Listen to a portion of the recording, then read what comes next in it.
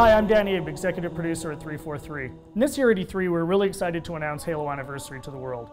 We wanted to give an example of campaign, so we used Silent Cartographer to really highlight some of the exciting features we're developing for the game. And now we want to share this with the rest of the world. So this is really your chance to get a behind-the-scenes peek at what we're doing with Halo Anniversary. Hope you enjoy. Okay, so let's dive right in and take a look at Silent Cartographer. This is exactly the same demonstration we gave to the press at E3. In fact, this is exactly the same build. So the exciting thing is that this build has come a really long way since we showed this at E3. It's kind of funny for me to look at it now and say, hey, the game looks much better now. So the first thing you're going to see immediately on the fly-in is the graphical upgrade. I mean, the game looks fantastic. We spent a lot of time really lovingly bringing this into the current generation and, you know, working very hard to make sure that this looks like a current generation title, something everyone can look at and just say, wow, this game looks fantastic.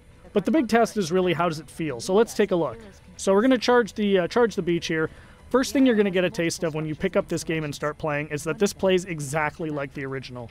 That was a core development principle for us, is this game needed to play exactly the way it did 10 years ago. I mean, this is the game that launched a generation of shooters, so we had to make sure that that feeling was identical to that experience that everybody remembered 10 years ago, because this is really a gift to the fans. This is a way to relive the experience of playing Halo 1 for the first time, so we really wanted to make sure it was identical. And the way we did that was actually a fun technical trick. We're actually running portions of two engines at the same time. So the underlying code, the code controlling how the game feels, how the AI reacts, all of that stuff, is a lot of it's the original Halo 1 code, and that was really the best way for us to ensure that the game played exactly the same as it did 10 years ago. But on top of that, we've layered a new graphics engine that allows us to, you know, make the game look fantastic and look like a current generation title. So it's really a great mix of the two. So at the end of the day, you know, your Halo fan gets a game that plays exactly like they remember, but looks like a current generation title. We get some other benefits from this as well. You know, as I said earlier, and I say this all the time, the primary goal for this game is to make sure Halo fans can relive the experience of what it was like to play 10 years ago. And one of the big tools we have in our box to do that is Classic Mode. So what's Classic Mode? At the touch of a button, you can swap back and see how the game looked 10 years ago. So here it is. This is, you know, Halo 1 10 years ago. And it's really a magical feature for Halo fans because this just lets you go back in time and see exactly how this game looked 10 years ago. But the fun part is you can come back at any time. So Classic Mode gives you the ability to go back and forth whenever you want at the campaign. So one of the things that's fun to do is get out to a spot like this that, you know, just looks beautiful. You've got the water, the sun reflecting over it, the Halo ring in the background, and say, hey, what did this look like 10 years ago?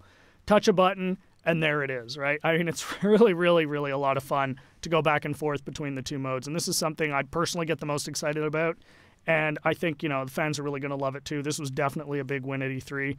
As you can see, the other benefits you get from the new version is you've got the splash effects, the dust effects as you get back onto the beach. The game just looks great. The other thing that's fantastic is for the first time, you know, we're going to have co-op over live for the campaign. So you can hop onto the Warthog with a buddy and just plow through this game and, you know, start mowing down grunts and elites and, you know, just team up with a friend, get on, go, you know, hook up on live and play through the campaign together. And, you know, we think people are really going to love that too. I often say, what would Halo 1 be without the Magnum? And, you know, of course, the Magnum's back. Everyone remembers that fantastically overpowered pistol that just enabled you to walk through and just mow through hordes of enemies. Tremendous amount of fun. So, you know, we're excited to bring that back as well. Again, you know, you can see the game plays exactly the same as it did. Cannot highlight that enough. That was really, really important for us to make sure that this game played the same as it did, because this is really an iconic game. This is the game that convinced a lot of people, myself included, that you could actually have a fun first-person shooter experience on the console. I mean, I was a hardcore PC shooter guy, you know, who said, you're never going to make a game on the console that is going to, you know, make me want to play. And this is the game that changed my, you know, my impression of it. And it's the same for millions of Halo fans. And those fans, that's who this game is for. You know, this game is really a labor of love for us here at 343, and we're really excited to be able to present it to you. So there's your sneak peek of Silent Cartographer. Really just the tip of the iceberg. We've got a lot more features we're going to announce as we get closer to launch. Come to Halo Fest at the end of August and see the whole game in action. See you then.